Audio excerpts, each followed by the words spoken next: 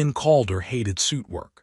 Not because he was bad at it, he was good, annoyingly good according to the diagnostics, but because it was thankless, repetitive, and almost always involved the worst type of client, combatants. The kind of soldiers who wore their exosuits like a second skin and acted personally offended when one screw was turned a micron too tight. Most were Velari these days, and Velari didn't believe in saying thank you. They believed in nodding once, looking vaguely unimpressed, and disappearing into the shadows like war-flavored ghosts. He was halfway through a lukewarm ration coffee and a strongly worded internal monologue about the ethics of nap schedules when the call came through. Priority 1, emergency repair. No AI allowed. Location Bay 7.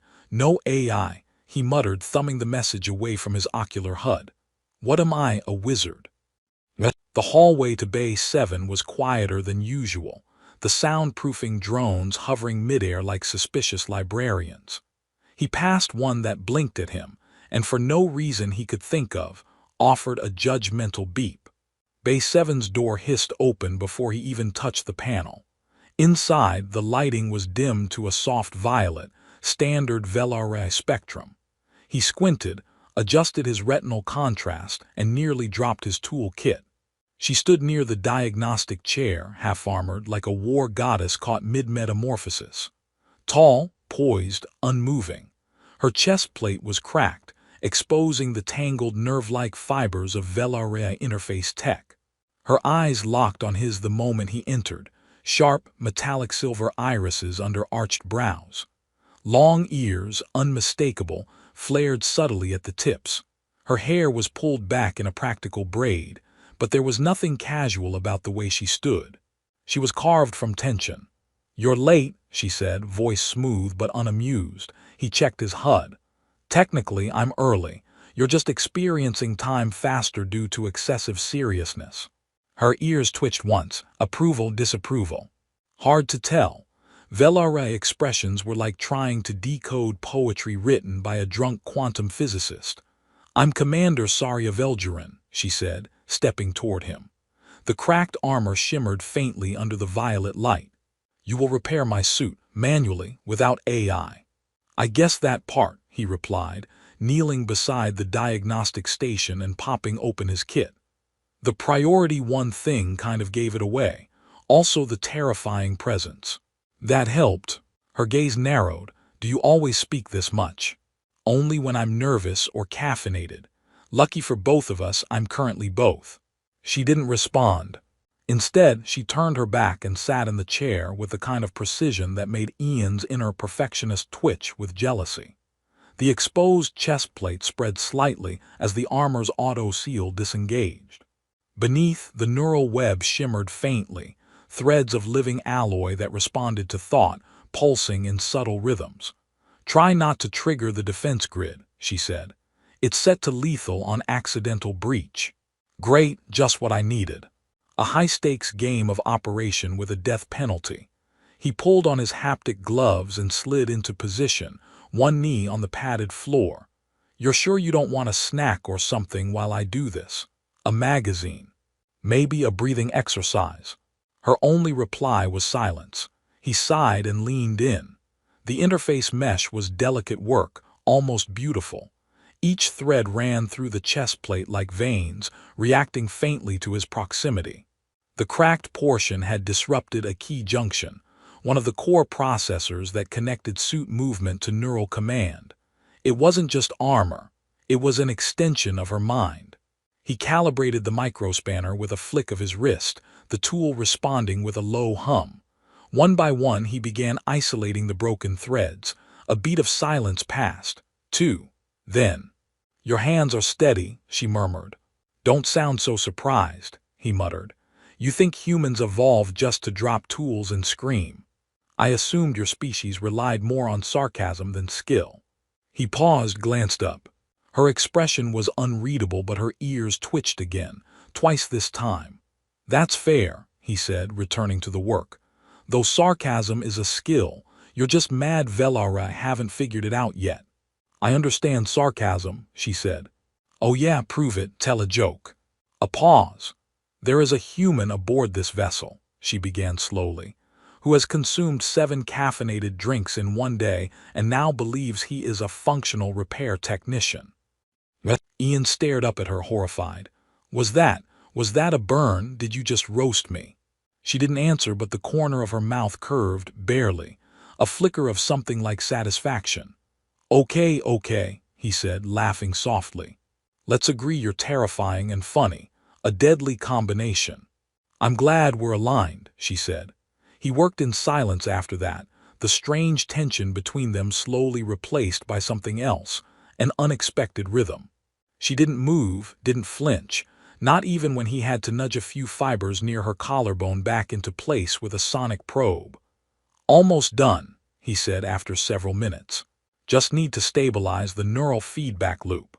He leaned closer, fingers sliding beneath a delicate mesh to access the final node. Her breath caught. His glove brushed against the inner lattice. "Go on, human," she said, voice suddenly low. "Don't stop." Ian froze. It wasn't what she said, it was how she said it. Teasing, almost playful, but wrapped in a kind of stillness that made his brain short-circuit for a second. His ears went hot. His HUD helpfully informed him of an elevated heart rate. "Okay," he said slowly, carefully not making eye contact. "I'm going to assume you meant that completely platonically and not, well, any of the other million ways that could be interpreted." She tilted her head. "You humans are easily flustered. We humans have boundaries, thank you. I haven't violated them, just severely tested them. Which is, very Velara of you." He sealed the final connection, the mesh lighting up as the processor resynced with her neural output. A faint chime echoed from her collar interface, successful calibration. The cracked portion of the chest plate shimmered, then hissed shut, smooth and flawless once more. "There," he said, pulling back. "No death grid triggered, no embarrassing mistakes, and only minimal emotional damage." She stood, the armor responding like a second skin, now seamless again. "You're efficient," she said, "and tolerable. I'll try not to cry at that overwhelming praise." She stepped past him, paused at the door. Then, without turning around, "Calibration room 9. Tomorrow, you'll bring the interface keys." He blinked. "Wait, another repair." The door slid shut behind her. He sat back on the floor, tools scattered around him, wondering what the hell just happened. The diagnostic panel chirped once. Someone had accessed the log remotely. His HUD pinged with a message. Encrypted. Origin unknown. He opened it. 2 words: "You bonded." Ian blinked. What does that even mean? The lights in Bay 7 flickered once, then returned to normal. He stared at the door, then at the message, then at the diagnostic chair still warm from her presence. Then he muttered to himself, "I really need to stop taking early shifts." Ian considered faking a malfunction. Not a big one, nothing that would warrant medical quarantine or trigger the ship's drama-prone AI. But just enough to justify not showing up to calibration room 9 with a pocketful of interface keys, and a creeping feeling that he'd accidentally flirted with a high-ranking Velara war commander. Or worse, that she had intentionally flirted with him. Either scenario was deeply upsetting in different ways. The problem was that the encrypted message from the night before hadn't disappeared. It had burned itself into his HUD like a brand. "You bonded," just that. No source, no signature, no follow-up explanation. He tried asking the ship's AI, RUX-9, but RUX only replied in a flat voice. "That data is classified under Velara command protocol." Then, after a pause, added, "Also, I think you're in over your head, meatbag." So that was helpful. Now he stood outside calibration room 9, holding his interface case like a peace offering, staring at the access panel as if it might open out of pity. The door slid aside without him touching it. Again. The sensors really needed boundaries.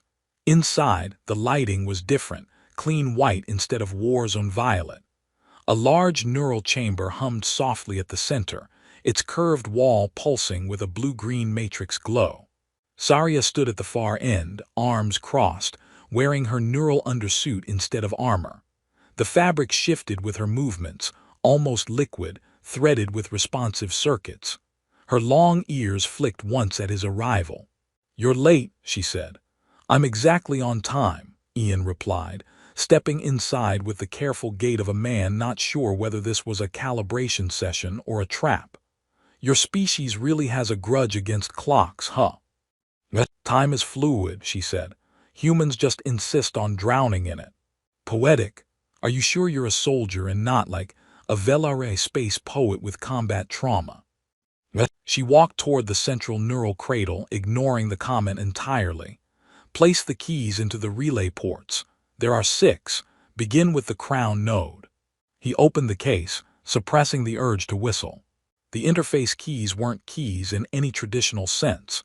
They were crystalline data rods encoded with quantum imprinting that allowed access to Velari neural meshes, normally handled by AI. Not normally handed off to caffeine-fueled human techs who occasionally forgot their own passwords. "So," he said, slotting the first key into the cradle, "are we going to pretend yesterday didn't happen, or should I bring it up now and get vaporized early?" "You mean the bonding?" His hand froze. So we're not pretending. Cool. "You initiated a partial link during the repair," she said. "Unintentional but recognized." "Recognized by who?" "Because someone sent me a creepy message right after. And I'd like to know if I've been added to some Velari dating registry or mind-sharing cult." She stepped into the neural cradle and sat with practiced ease, spine straight, eyes closed. "Begin the alignment sequence. We'll speak after." He muttered something unflattering about alien communication styles, but complied. The room shifted subtly as the neural matrix activated, tendrils of light threading across the walls. The hum increased. The air thickened, or felt like it did. Ian's brain registered the sensation as pressure, but there was no physical change. Just the neural field bleeding into his sensory cortex. "Link interface initiated," the matrix chimed. He placed his palm on the side console, letting the biometric sync engage. A cool jolt ran through his fingers. A soft voice whispered in his ear, not from the room but inside his thoughts. "Accept alignment." He hesitated. "You'll feel some disorientation," Saria said. "Do not resist it." Yeah, because when someone says that, it never leads to psychological horror. The next moment he was somewhere else entirely. It wasn't a room. It wasn't physical. It was between, a neural construct, shared space created by their synced brains. Shapes shifted in the distance, memories forming and dissolving like smoke. He could hear echoes of her thoughts, battlefield commands, the hum of engines, the wet crunch of something mechanical being torn apart. Then, layered under it, himself. The scent of his mother's kitchen on Earth, laughter at a dorm party on Europa Station, the silence of a broken pilot's seat. He turned and found her standing across from him, though she hadn't moved. Or maybe this wasn't her. It looked like her, same sharp eyes, same confident posture, but softer, unguarded in a way that made him feel like he'd walked into someone's diary. "This is disconcerting," he said, shifting uneasily in the abstract nothingness. "You're inside the interface stream," she replied. "Here barriers are perceptual, emotions translate directly. So if I think about—" "Yes, I already know, please don't." He flinched. "I wasn't gonna, that would be inappropriate. Besides, it's a little hard to think romantic thoughts when I'm standing in a shared void of pure anxiety." "You're adapting well." "Because I'm screaming internally. That's where I do my best work." A burst of light surged between them. The matrix reacted to their proximity, generating a pulse that flickered through the stream. "Your mind is chaotic," she said. "Thank you, I've worked hard on that. It's useful, harder to map, harder to control." That sounded almost complimentary. "Are you okay?" She stepped forward. The space shimmered, adjusted, folded around her presence. "I brought you here because someone accessed the repair logs, someone who shouldn't have. You think the bonding flagged us?" "I think something used it as a door." A distant sound echoed like a chime being played backwards. The space flickered. A shadow rippled through the stream. Is that normal? Ian asked. No, she said, voice sharp. Disconnect now. He reached for the console, though there wasn't a console, only the memory of one, and yanked. Reality snapped back.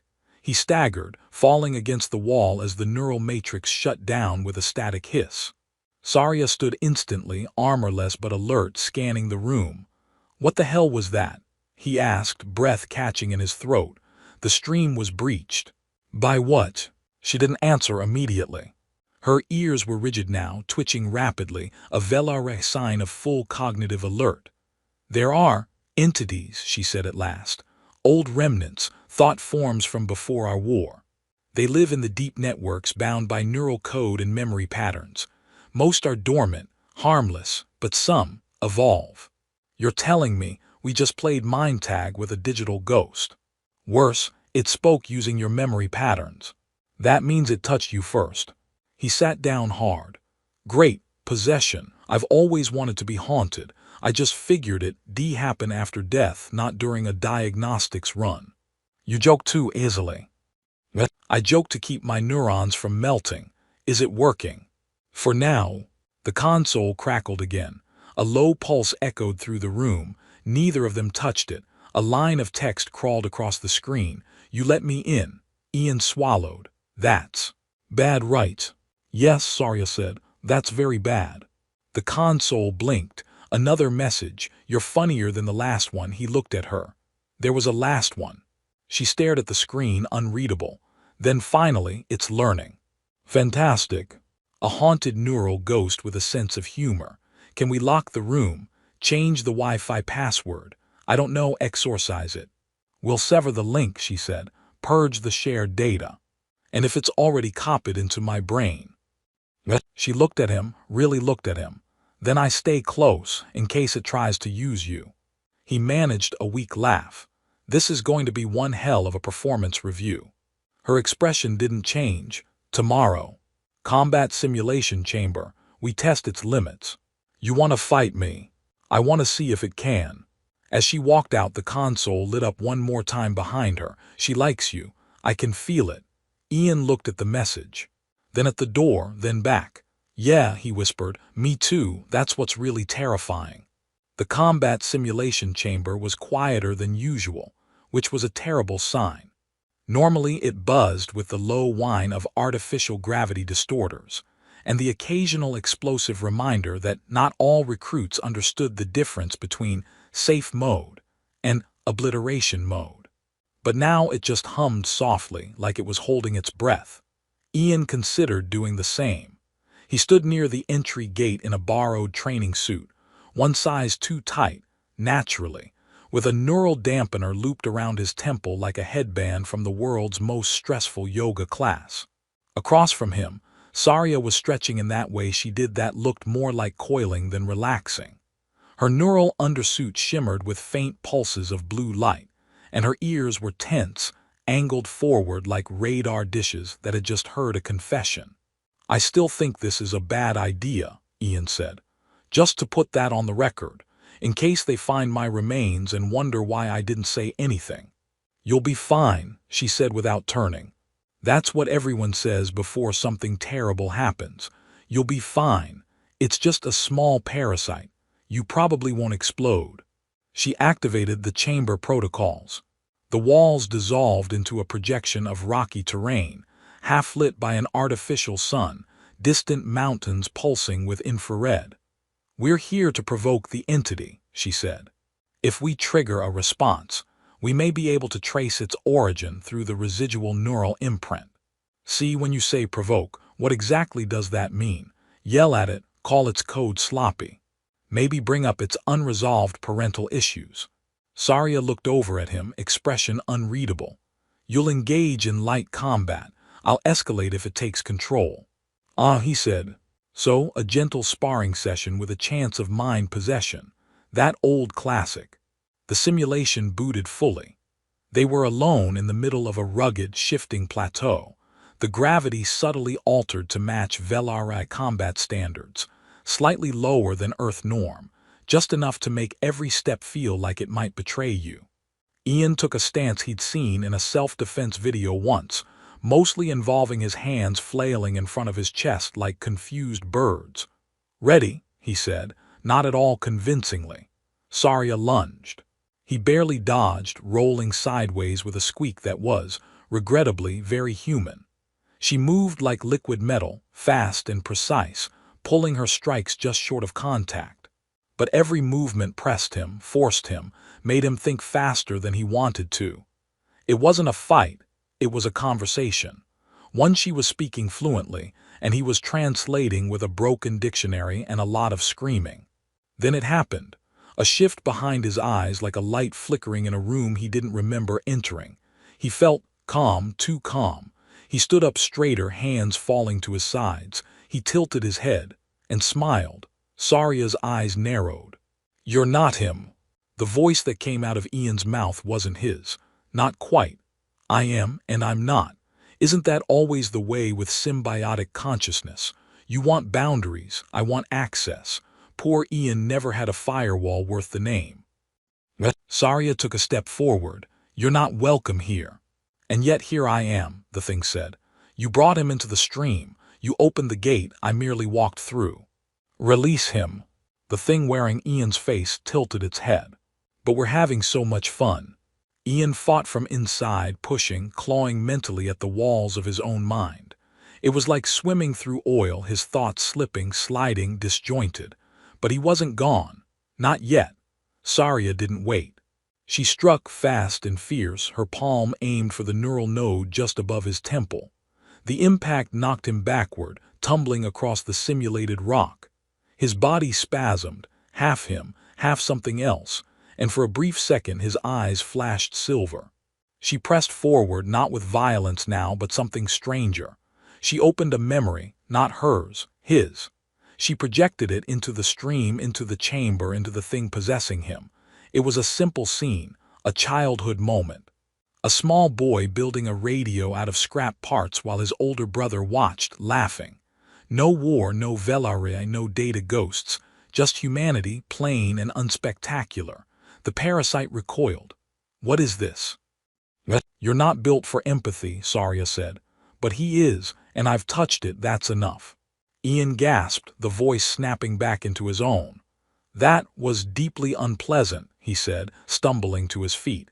"I think I threw up in the mental dimension." "It's still here," she said. "I figured. Evil ghosts don't usually give up after one emotional slideshow." The parasite flickered again. Its voice returned, fainter now, laced with static. "You're incompatible, I chose poorly." "No argument there," Ian snapped. "I'm bad at hosting. No drinks, no snacks, no tolerance for being hijacked like a rental hovercart." Saria stepped beside him, one hand extended. "You want out, get out. But you leave clean." "Or what?" the voice rasped. "Or I purge this entire neural quadrant, including you." Ian blinked. "I would like to not have my brain purged, please." "I can isolate the quadrant," she said. "It's where the bonding occurred. A small scar, but manageable." "You're calling my brain a scar." The parasite hesitated. It knew it was losing. "You'll forget," it said. "Forget this, forget her." Ian gritted his teeth. "You don't get to write the ending." The chamber flashed. Then it was gone. The simulation dissolved.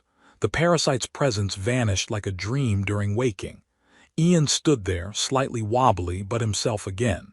His hands were shaking, but he managed a grin. "So," he said, "anyone else hungry after a traumatic shared consciousness event, or just me?" Saria didn't smile, but her ears twitched. That was close enough. They walked out together. The next day, the ship's AI did a full system sweep and declared Ian reasonably free of parasitic anomalies, which, in AI terms, was practically a love letter. RUX even offered him a bonus for exceptional cooperation during psychometric incident containment, which he immediately used to buy a new jacket and 3 different flavors of synthesized noodles. Saria returned to the field the next week, her armor fully restored, her neural stream resecured. She didn't say goodbye because Velarai didn't do goodbyes. Instead, she left a small, encrypted data stick in his repair kit. He found it 2 days later. The message inside was short. You were tolerable in a statistically significant way. He laughed, loudly, then saved it to his private archive. A week after that, a new requisition came in priority 2. Minor adjustments to an exosuit worn by a Velara commander recently reassigned to the diplomatic corps. He recognized the code. As he walked toward Bay 9, case in hand, he smiled to himself. He'd changed. He didn't know when exactly. Maybe in the stream, maybe in that moment when Saria chose to save him not with force but with memory, with something human. He wasn't just a repair tech anymore, hiding behind sarcasm and cheap noodles. He'd faced something ancient and terrifying and real, and he'd come out the other side not just intact but more. So yeah, he knocked on the panel. "Hey," he said as the door slid open. "Need a hand with your armor again. I promise not to get possessed this time, but no guarantees on the jokes." She didn't smile, but her ears twitched twice.